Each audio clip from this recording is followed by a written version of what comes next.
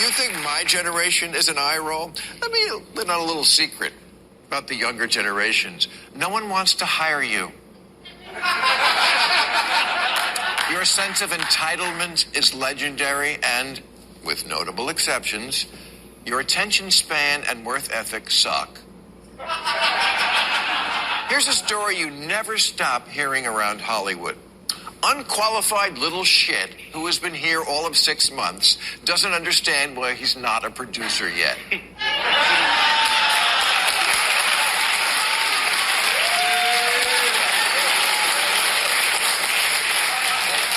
This Washington Post story had such resonance because it's behavior we all recognize.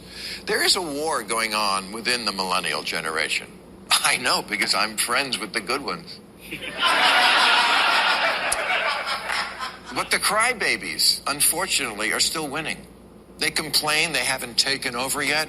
Well, stop complaining because in many ways you already have. The fact that the Post's initial response was to punish not Felicia, but one of their best reporters for a silly joke shows that the kindergarten is already in charge. Today, June 17th, is the 50th anniversary of a very seminal event in American history. On this day in 1972, the Watergate break-in happened. And over the next 2 years, the Washington Post gave the world a masterclass in investigative journalism. I have to wonder how the Post's newsroom of today would handle that story. Or how they're currently handling any story. All this time blubber tweeting over a retweet begs the question, don't you have anything better to do?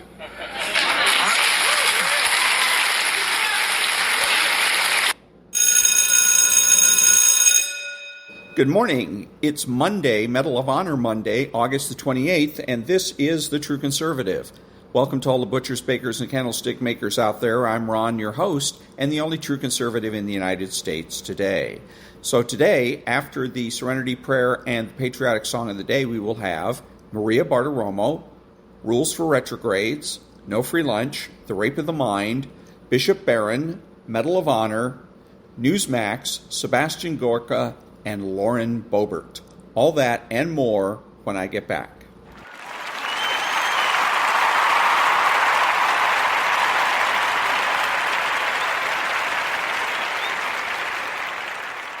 God, grant me the serenity to accept the things I cannot change, the courage to change the things I can, and the wisdom to know the difference.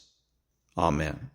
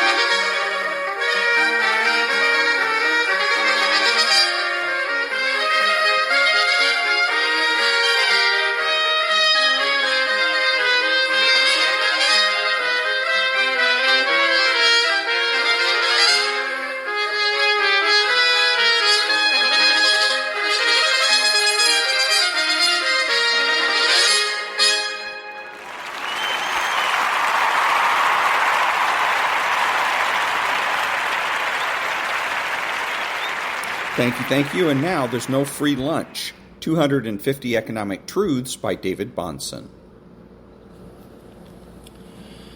All people, however fanatical they may be in their zeal to disparage and to fight capitalism, implicitly pay homage to it by passionately clamoring for the products it turns out. Ludwig von Mises. Oh, the irony, but so true indeed. The modern caricature is especially comical, as some hipster drinking a specialty drink at an artisan coffee shop uses an $800 smartphone to broadcast via a $600 billion social media outlet the great evils of free enterprise and moral superiority of socialism. And that was There's No Free Lunch by David-Bahnsen. Back in a minute.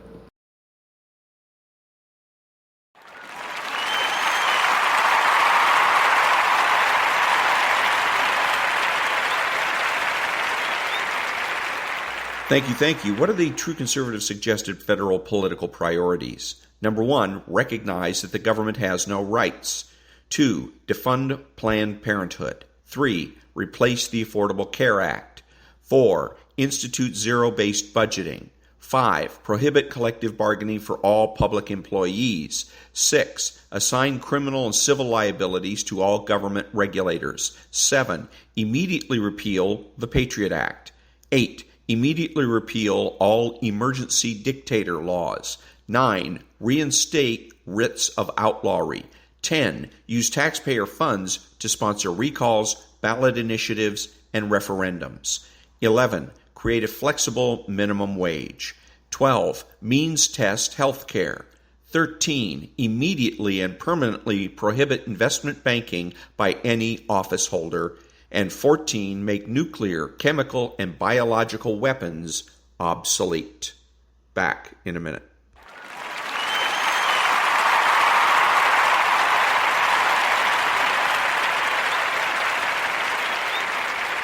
Thank you. And now, Bishop Robert Barron. What do you hunger and thirst for? I'm hungry and thirsty for success, for power, for bodily pleasure. You'll be happy if you hunger and thirst for one thing, righteousness. That means doing the will of God. Again, think about this now. When you get out of bed in the morning, ask yourself that question. What do you want? If you're super honest, you'll uncover some of these attachments. Well, deep down, what I want is to be a big worldly success. What I want deep down through all these things is for everybody to like me. Okay, that's the way we sinners think. You want to be holy, happy, hunger and thirst for righteousness. What if you went through your day now? Think about this. With every decision, what do I want? Do I want to do the right thing? Do I want to follow God's will? Do I want to follow the path of love or something else? Because there's only one thing that your life should be about. If you're divided in heart, you're not going to walk this path. What do you... And that was Bishop Barron.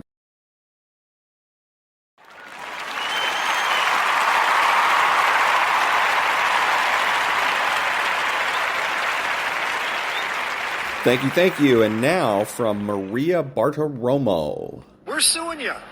Here is the lawsuit.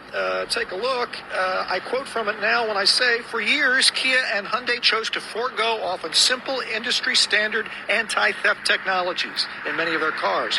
As soon as people discovered their shortcomings, videos showing how to hotwire their cars went viral on the internet. And this rise in thefts led to a rise in reckless driving, motor vehicle accidents, violent crimes, injuries, and property damage. Indeed. And so that was the city of Chicago that is suing these motor car companies. Now, it's easy just to look at the motor car companies, hey, how come you're doing, why aren't you, and blah, blah, blah, blah. But it's the government that's at fault here. None of the cars they listed are cars that I buy, that I currently own or have ever owned or are planning on owning. So I don't blame any of these manufacturers, but I do pay the government taxes, and I pay the government taxes to regulate the automobile industry. And the government is supposed to, in its process of regulation, keep me safe. It's supposed to prevent this kind of crap from happening. It is there to make sure that these car companies meet industry standards in all regards, so as to keep me safe directly and indirectly. So this is a failure of the government, more specifically, the Chicago city government. Chicago city government could have looked into this a long time ago. They had access to the information when these cars were first made. And they didn't even bother to go out and let citizens know. By the way, if you buy these brands of cars, you're opening the door to theft. They didn't even bother to let them know. And the federal government really failed us, because the federal government, again, has the power to tell these companies, no, you're going to meet industry standards. You're going to bring your cars up to speed, or you're not going to sell them. But again, the government failed us. And again, I've said one of the political priorities is all regulators need to be held accountable. That means when they screw up, they need to be punished. They need to be looked at for criminal and civil penalties. And that's what's going to help us to get the government back under control. Because this is a government problem. Don't let the government fool you and try to convince you that this is a automobile company problem. No. It is a government problem. Back in a minute.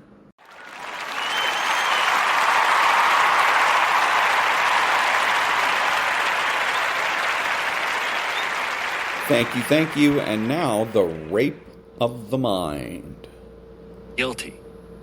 The congressional investigation.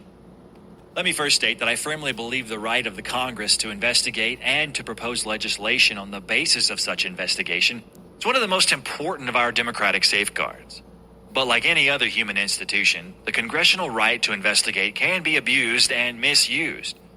The power to investigate may become the power to destroy not only the man under attack, but also the mental integrity of those who, in one way or another, are witnesses to the investigation.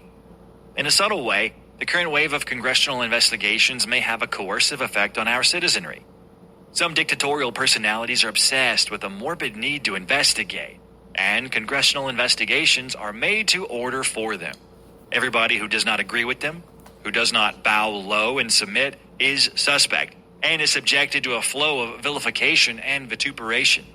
The tendency on the part of the public is to disbelieve anything that the demagogue's opponents say and to swallow uncritically the statements made by those who either surrender to his browbeating or go along with it because they believe in the aims he pretends to stand for.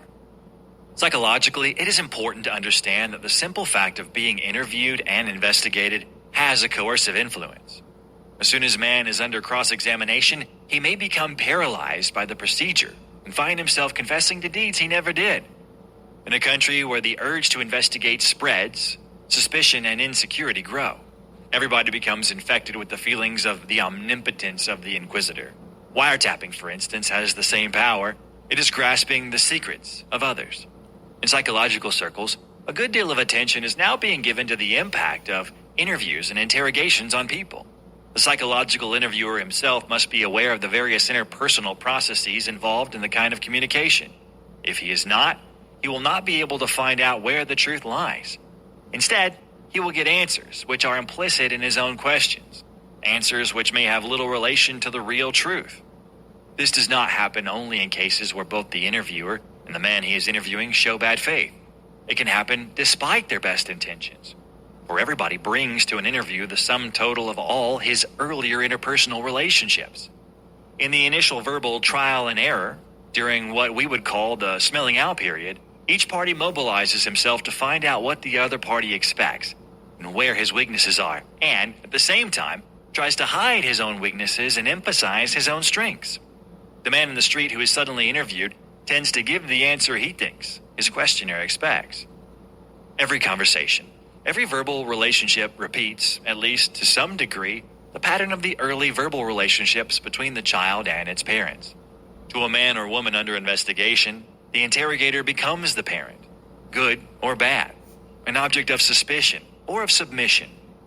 Since the interrogator himself is often unaware of this unconscious process, the result can be a confusing battle of unconscious or half-conscious tendencies, in which the spoken words are often merely a cover for suspicion-laden conversation between deeper layers of both personalities. All people who are systematically interrogated, whether in a court during a congressional inquiry, or even when applying for a job or having a medical examination, feel themselves exposed. This very fact in itself provokes peculiar defensive mental attitudes. These attitudes may be useful and protective, but at times they may be harmful to the individual. When a man is looking for a job, for example, he may become overeager, and in his zeal to make a good impression, to put his best foot forward, he may make a bad impression and arouse suspicion. For it is not only what we say, but the way we say it that can indicate our honesty and poise. Nervous sounds, gestures, pauses, moments of silence, or stuttering may give us away. Aggressive zeal may seduce us into saying too much. Inhibition may prevent us from saying enough. The defendant in a court action or in an inquiry is defensive not only about the accusations leveled against him or the questions he has to answer. He's even more defensive about his own unconscious guilt and about his doubts about his own capabilities. Many of my colleagues in medicine and psychiatry who have been called as expert witnesses in legal actions have told me that the very moment they were under cross-examination, they felt themselves on trial and nearly convicted. Cross-examination seemed to them often less a way of getting at the truth than a form of emotional coercion, which did a great disservice to both the facts and the truth. This is the reason that every kind of investigative power can so easily become a coercive power. Making witnesses and defendants suffer from acute stage fright can be a nasty weapon of totalitarianism. Because psychologists and psychiatrists appreciate these facts, there's now a strong tendency in these circles to use what we might call a passive technique in interviewing. When the interviewer's questions are not directed toward any specific answer, the man being questioned will be encouraged to answer on his own initiative, out of his own desire to communicate. The neutral question, "What did you do afterwards?" provokes a freer and more honest response than the question, "Did you go home after that?" And that was the congressional investigation from The Rape of the Mind by Joost-Meerlo, MD. Back in a minute.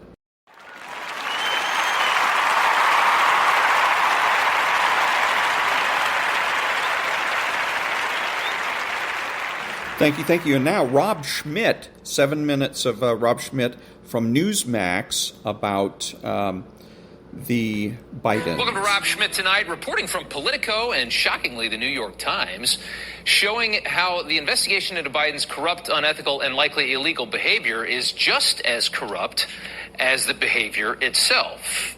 10 days ago, Merrick Garland announced David Weiss, who'd been fecklessly investigating Hunter and Joe Biden since 2018, was going to be the special counsel into the same case. Weiss, 5 years into a no investigation, was caught red-handed trying to give Hunter a ridiculous sweetheart deal after the DOJ was called out by whistleblowers. He tried to give no jail time and cut off further investigation into the bribes the Bidens were taking for access to Joe's power. And somehow, the story has gotten even worse. From the New York Times. Earlier this year, the Times found Mr. Weiss was actually willing to forego any prosecution of Mr. Biden at all. And his office came close to agreeing to end the investigation without requiring a guilty plea on any charges. The correspondence reveals that his position, relayed through his staff, changed in the spring around the time a pair of IRS officials on the case accused the Department of Justice of hamstringing the investigation. So you see it right there. Weiss suddenly demanded that Hunter plead guilty to committing tax offenses. So David Weiss was ready to end the entire case against Hunter Biden. Wanted to end the whole thing and rush a deal that ignored rock-solid evidence of bribery and influence peddling from foreign adversaries like China. Weiss wanted to let the Biden family off unscathed after being caught red-handed in the worst corruption scandal this country has ever seen, until Gary Shapley and Joseph Ziegler blew Weiss's plan right out of the water. I have outlined for you some instances in which assigned prosecutors did not appear to follow the normal investigative process, slow-walked the investigation, and put in place unnecessary approvals and roadblocks from effectively and efficiently investigating the case. At every stage, decisions were made that benefited the subject of this investigation. For example, prosecutors concealed contents of Hunter Biden's laptop from investigators. DOJ slow-walked steps to include interviews, serving document requests, and executing search warrants. Prosecutors instructed investigators not to ask about the big guy or dad when conducting interviews. A reminder there. So Weiss didn't want to do anything with this thing, and then all of a sudden those guys spoke, and then Weiss wanted to give a real quick sweetheart deal and cover the whole thing up. Weiss is part of the cover-up. He is a co-conspirator in the full-fledged effort by the Biden DOJ to conceal years of bribery and influence peddling by Joe Biden and his family, including evidence of multiple serious crimes. And as of 10 days ago, David Weiss was appointed the special counsel by Merrick Garland. And they're able to do all of this because the press has been more than happy to accept their ridiculous insistence that Weiss is not partisan because he's a Trump appointee, which is the only thing they have. When in reality, Weiss comes from a very small state that is owned and operated by Joe Biden and his lackeys. from Politico this weekend, a look at how the Bidens wanted to fight back against the possibility of Hunter being charged. And it perfectly aligns with the standard MO of the Biden family. Joe Biden using his political weight to push his corrupt agenda, this time to obstruct an investigation that was moving toward his own likely criminal behavior. Hunter's lawyer issuing a warning to the Justice Department: if they charge the president's son, the lawyers would put the president of the United States on the witness stand. Biden now unquestionably would be a fact witness for the defense in any criminal trial, Hunter's former attorney Chris Clark wrote in a 32-page letter reviewed by Politico. That is blatant political intimidation, once again using Joe's political weight to achieve a desired outcome. Don't you dare charge this son of Joe Biden, or else you're going to have him in court. That scares the hell out of any prosecutor. Par for the course, though. Hunter's lawyers argued that bringing charges against Hunter Biden would destroy the Justice Department's reputation, and in the end, as it so often is, the truth was just the opposite. The DOJ, in bed with the president's family, has millions of Americans once again questioning some of the most important institutions in this country, institutions that need to be nonpartisan but have not been since 2016.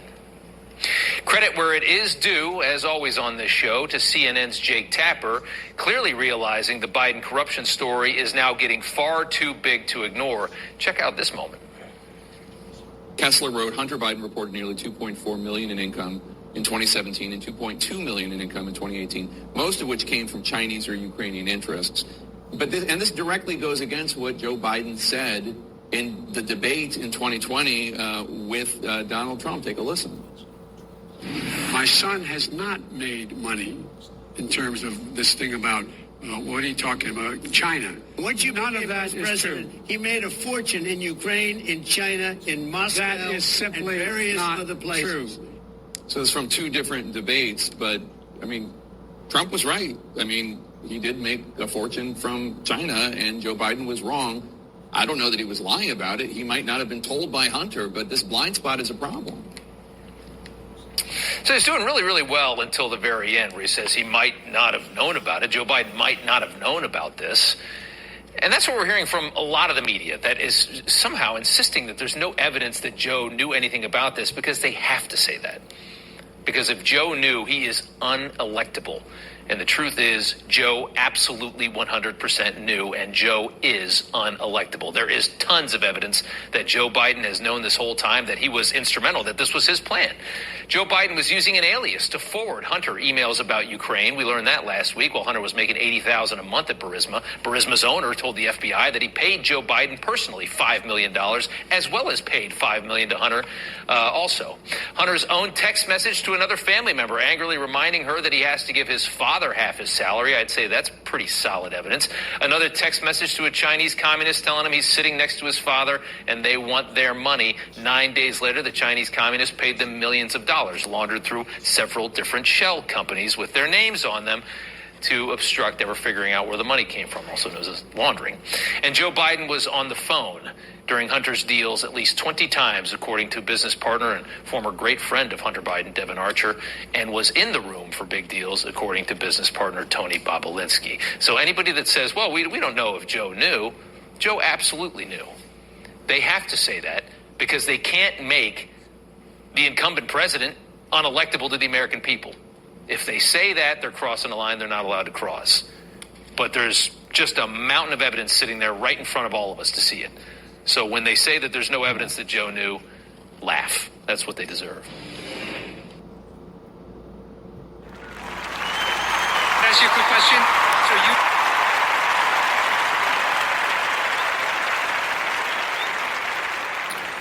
Thank you. And now a video of a young lady from Dr. Sebastian-Gorka's X account. I find it hilarious that Ron DeSantis, a politician with no opinions of his own, calls Trump supporters listless vessels. Am I a listless vessel for believing that our economy was stronger under President Trump?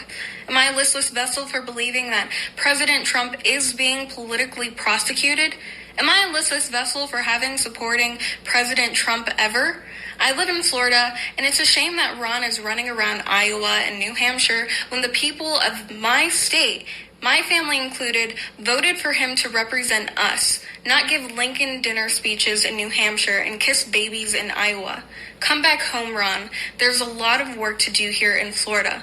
Inflation is twice the national average, there's the property insurance crisis, and you have unconstitutional red flag laws on the books. I get that Ron is desperate. I get that his campaign is flopping harder than New Coke in the 80s, but it's low to attack the proud supporters of President Trump, much like millions of Trump supporters proudly called themselves deplorables after Hillary said it first.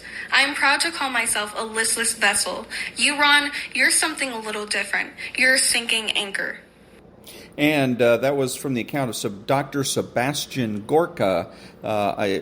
Brianna Whatley is actually her name, and who is proud to call herself a listless vessel.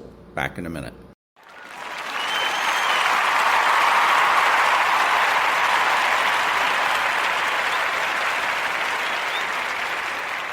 Thank you. And now, Newsmax interviewing Representative loeren-boebert.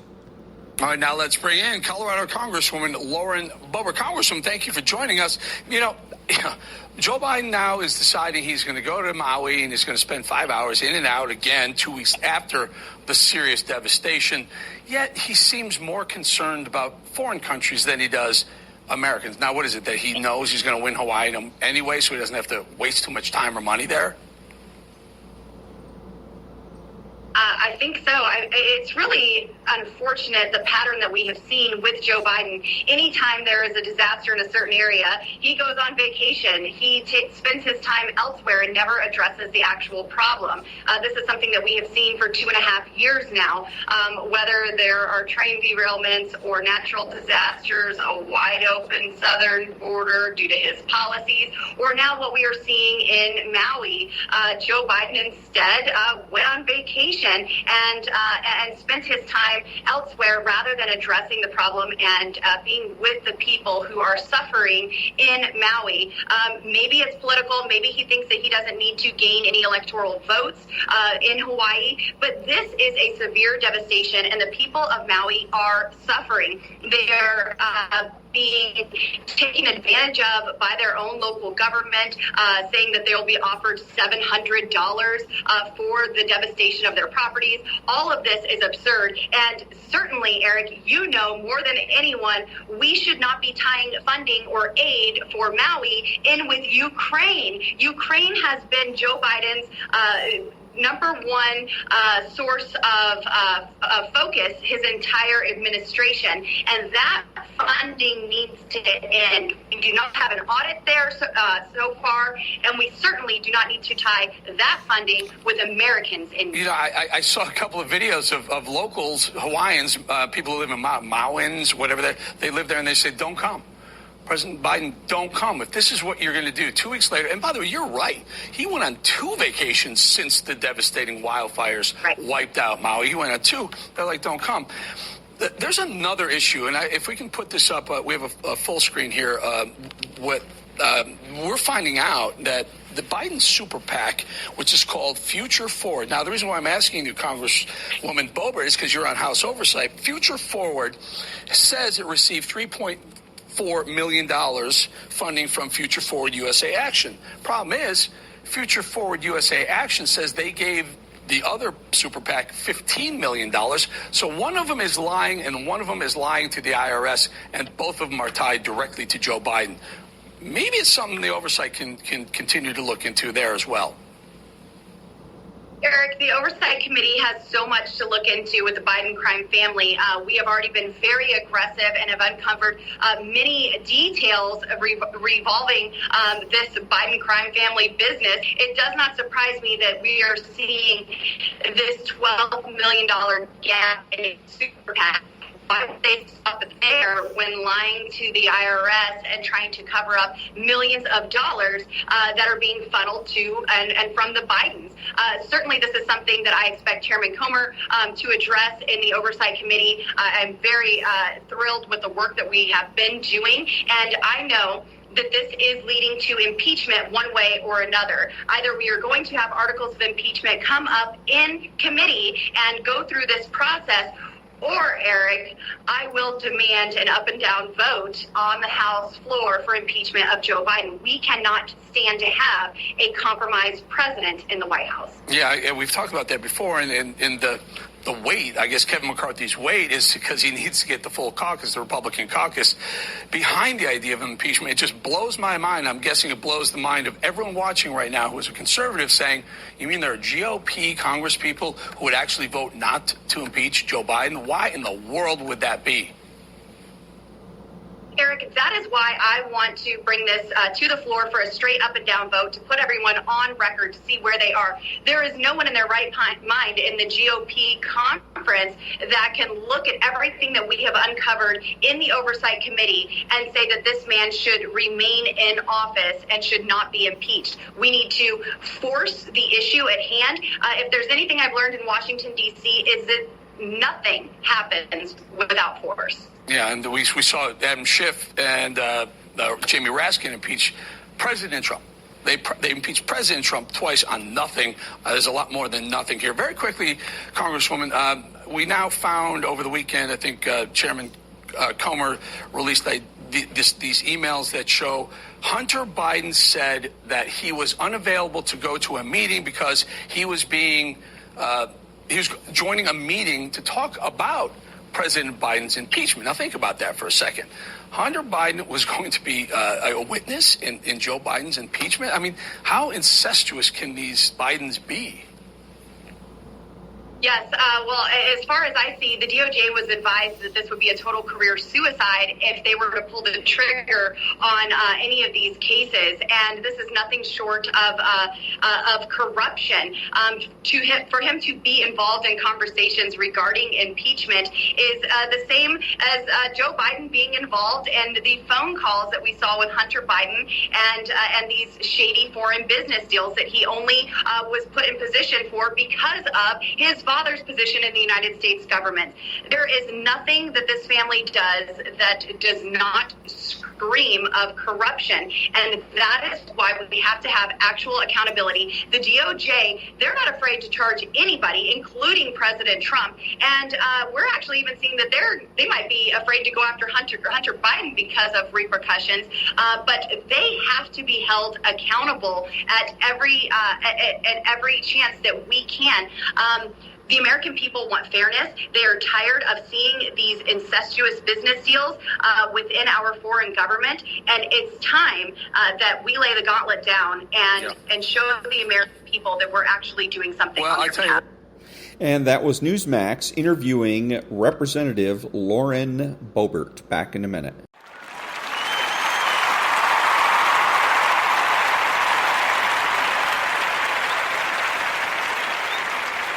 Thank you. And now, former President Donald Trump awards a Medal of Honor to a soldier who helped save ISIS captives. Others of greater value than his own safety. You assigned him in the ranks of those whose common bond is uncommon valor when terror needed to be boldly confronted. Your work through him not only preserved life, but preserve the legacy of his team and the ideals of our great nation. Nevertheless, we know that opposing evil comes with a great cost.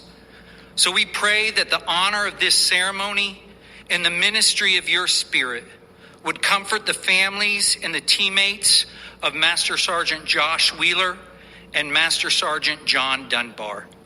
I pray in Jesus' name. Amen.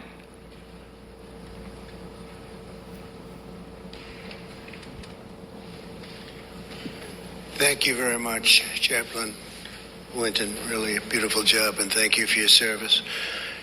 Please. Thank you.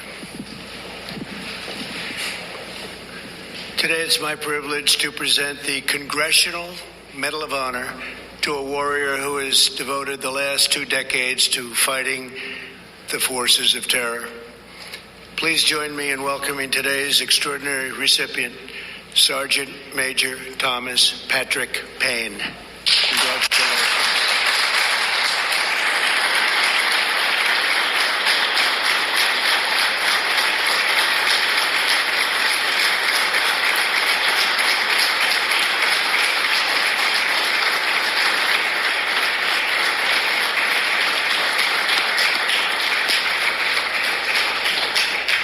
Thank you very much. We're grateful to be joined by Pat's really wonderful wife, Allison. And Allison, thank you very much for being here on this very momentous occasion. This is the big one, you know that. This is the big one. Also with us is Patrick and Allison's 6-year-old son, Aaron. Aaron, thank you for being here. He got a very nice little award back there, a beautiful pen, right? So you're going to save that pen. Thank you, Aaron.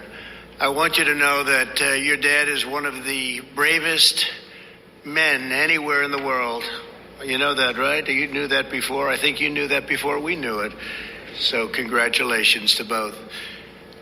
With us also is our First Lady, thank you, darling, and Vice President Mike Pence. Mike, thank you very much, along with Secretary of Defense Mark Esper. Mark, thank you. Congressman Richard Hudson. Richard, thank you very much. Secretary of the Army Ryan McCarthy. Thanks, Ryan. Chairman of the Joint Chiefs of Staff, Mark Milley. Mark, thank you very much. It's amazing the way all these big generals are showing up. This is something, huh? This is the big one, as I say, always do. It always will be. The Army Chief of Staff, James McConville. James, thank you. Thank you very much, James. And Sergeant Major of the Army, Michael Grinston. Thank you, Mike. Thank you very much. I also want to recognize the 3 Medal of Honor recipients that are with us: Matthew Williams, Edward Byers, and Walter Marm. Thank you very much. Thank you very much.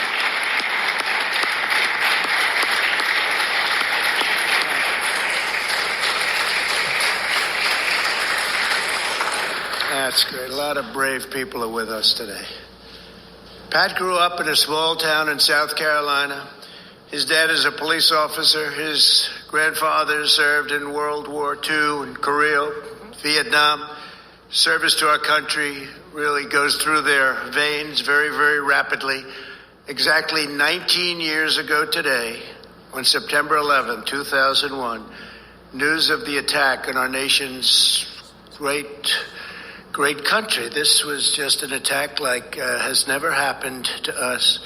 But it went through Pat's high school and went through his classroom, and Pat was sitting there listening. His teacher solemnly told the students that their generation had a fight to win. They were going to fight and fight to win. In that moment, Pat was called to action. He knew that his country needed him. 10 short months later, at the age of 18, Pat was in Army basic training at Fort Benning. Soon he joined the elite ranks of the legendary Army Rangers. Pat became an exceptional soldier and expert sniper. He saw heavy combat in multiple theaters of battle. In 2010, during a deployment in Afghanistan, his leg was severely wounded by an enemy grenade. While recovering in South Carolina, Pat met with his wife, Allison. Well, that was probably not a bad wound then, was it, huh? It was worth it. I hope you're going to say it was worth it. It was. Less than 2 years after being injured, Pat competed against some of America's toughest warriors and won the prestigious Best Ranger competition, among the most grueling physical contests anywhere in the country. In October of 2015, on his 14th deployment, Pat was part of a team assigned to plan and conduct an operation to rescue over 70 Kurdish prisoners being held by ISIS barbarians in Iraq. The team soon received horrifying intelligence that the terrorists were planning to massacre their captives and bury them in freshly dug graves. Pat and his teammates raced into action. After midnight on October 22nd, Pat boarded a helicopter and departed on a mission to free the hostages from 2 buildings guarded by dozens of ruthless and bloodthirsty ISIS terrorists. He was in command of a team clearing one of the compounds. As soon as the ramp to his helicopter went down, Pat rushed into a blistering hail of gunfire. Pat and his team swiftly overpowered the enemy, secured the building, and freed 38 of the hostages. Then Pat received word that the rest of the assault team was facing harsh resistance in another complex. Pat turned to one of his fellow soldiers and said, "Let's get into the fight right now. Let's get into the fight." He saw that the other building was on fire, and he knew more of the hostages were still trapped inside. He and his team climbed up ladders to the roof and opened up fire on the enemy. Multiple ISIS fighters detonated suicide vests, ripping a portion of the building into pieces. But Pat and his fellow Rangers fought through the fire, the bullets, and the deadly blasts. Pat navigated to the front door and saw the captives were being held behind a metal door secured by two very heavy padlocks. He grabbed a pair of bolt cutters and ran through smoldering flame and smoke. As bullets impacted all around him, Pat succeeded in cutting one of the locks before scorching, sweltering heat forced him to leave the building for some air. Pat caught his breath in a few seconds and was back. He ran right back into that raging blaze. He sliced the final lock and released the rest of the hostages. As the building began to collapse, he received orders to evacuate, but he refused to do so. He didn't want to leave anyone behind. Pat ran back into the burning building that was collapsing 2 more times. He saved multiple hostages, and he was the last man to leave. He wouldn't leave. No matter what they said, no matter who ordered him to do it, he wouldn't do it. He was the last one out. It was one of the largest and most daring rescue missions in American history. Pat and his team rescued 75 captives and killed 20 ISIS terrorists. Pat, you embody the righteous glory of American valor. We stand in awe of your heroic daring and gallant deeds. You truly went above and beyond the call of duty to earn our nation's highest military honor. Pat would be the first to remind us that he was not alone that day. In the battle, one Army Ranger made the ultimate sacrifice, Master Sergeant Josh Wheeler. Josh was something, right, Pat? Josh was something. You've said that before. Today, we're deeply moved to be joined by Master Sergeant Wheeler's wife, Ashley Wheeler. Ashley, our hearts break for your loss. A great man. That was a great man. Ashley, where is Ashley? Ashley, please stand up. Thank you.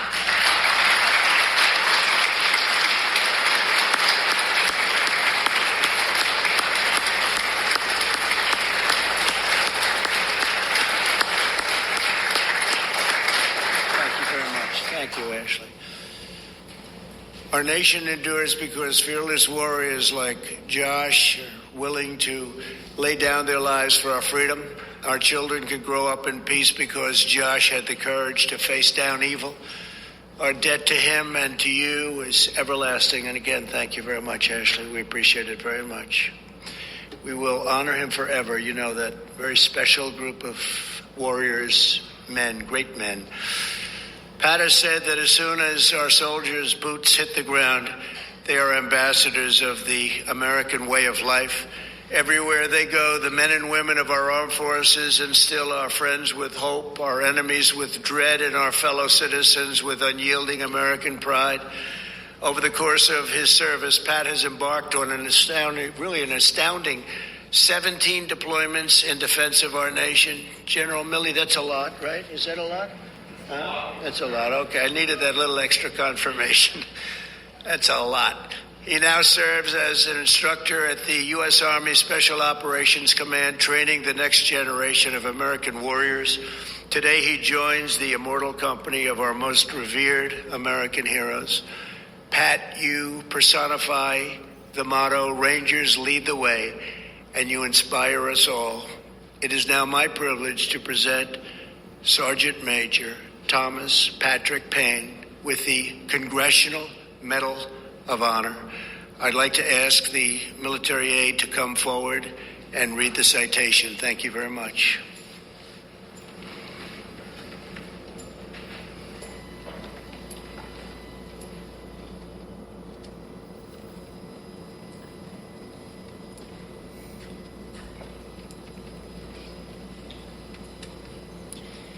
Attention to orders. The Medal of Honor is awarded to Sergeant First Class Thomas P. Payne, United States Army, for conspicuous gallantry and intrepidity at the risk of his life above and beyond the call of duty on October 22, 2015. His heroism and selfless actions were key to liberating 75 hostages during a contested rescue mission that resulted in 20 enemies killed in action. Sergeant First Class Payne's gallantry under fire and uncommon valor are in keeping with the highest traditions of military service and reflect great credit upon himself, the United States Special Operations Command, and the United States Army.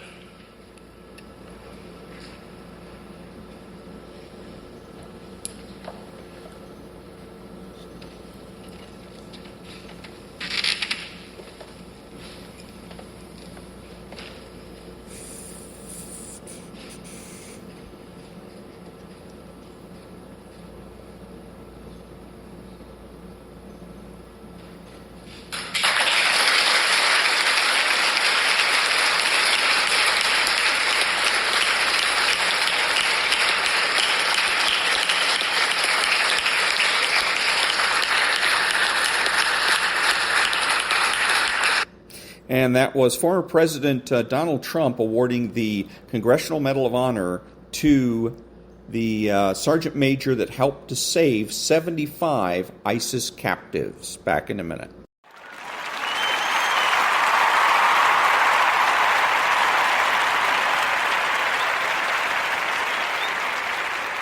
Thank you. I'm Ron, your host, and the only true conservative in the United States today, bidding adios to all of the butchers, bakers, and candlestick makers out there.